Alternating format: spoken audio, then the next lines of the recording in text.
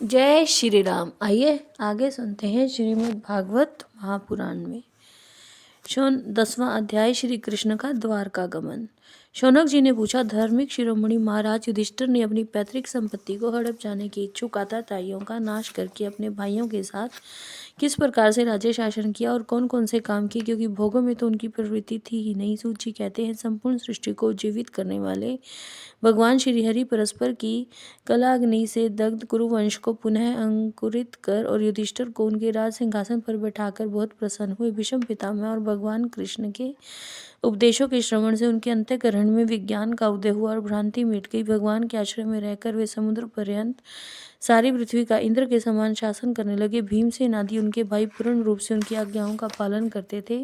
युधिष्ठिर के राज्य में आवश्यकता अनुसार यथेष्ट वर्षा होती थी। पृथ्वी में समस्त अभिष्ट वस्तुएं पैदा होती थी। बड़े बड़े थनों वाली बहुत सी गायें प्रसन्न होकर गौशालाओं को दूध से सींचती रहती थी।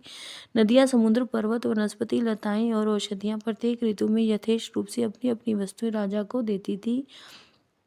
अजातशत्रु महाराज युधिष्ठिर के राज्य में किसी प्राणी को कभी भी आदि व्याधि अथवा दैविक, भौतिक और आत्मिक क्लेश नहीं होते थे। अपने बंधुओं का शोक मिटाने के लिए और अपनी बहन सुभद्रा की प्रसन्नता के लिए भगवान श्री कृष्ण कई महीने तक हस्तिनापुर में ही रहे। फिर जब उन्होंने राजा युधिष्ठिर से द्वारका जाने की अनुमति मांगी, तब राजा ने उन्हें अपने हृदय से लगाकर स्वीकृति दे दी। भगवान उनको प्रणाम करके रथ पर सवार हुए। कुछ लोगों ने उनका आलिंगन किया और कुछ लोगों ने उन्हें प्रणाम। उस समय सुभद्रा, द्रौपदी, कुंती, उत्तरा, गांधारी, धृतराष्ट्र, युत्सु, कृपाचार्य, नकुल, सहदेव, भीमसेन, धौम्य और सत्यवती आदि सब मूर्छित से हो गए। वे सारंगपाणि श्री कृष्ण का विरह नहीं सह सके।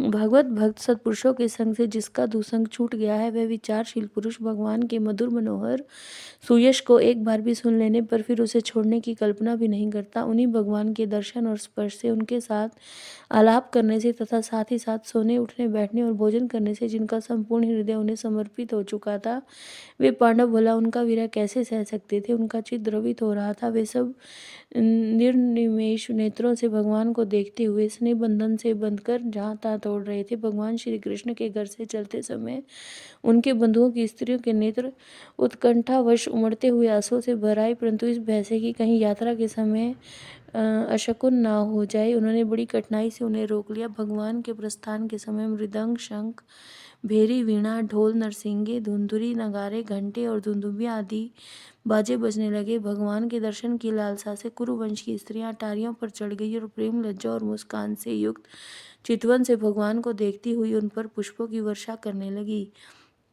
उस समय भगवान के प्रिय सखा घुंघराले बालों वाले अर्जुन ने अपने प्रीतम श्री कृष्ण का वो श्वेत छत्र, जिसमें मोतियों की झालर लटक रही थी और इसका डंडा रत्नों का बना हुआ था, अपने हाथ में ले लिया। उद्धव और सात्यकी बड़े विचित्र चवर डुलाने लगे। मार्ग में भगवान श्री कृष्ण पर चारों ओर से पुष्पों की वर्षा हो रही थी। बड़ी ही मधुर झांकी थी। जहाँ तहाँ ब्राह्मणों के दिए हुए सत्य आशीर्वाद सुनाई पड़ रहे थे। वे सगुण भगवान के तो अनुरूप थे ही, क्योंकि उन्हें उनमें सब कुछ है, परंतु निर्गुण के अनुरूप नहीं थे, क्योंकि उसमें कोई भी प्राकृत गुण नहीं है।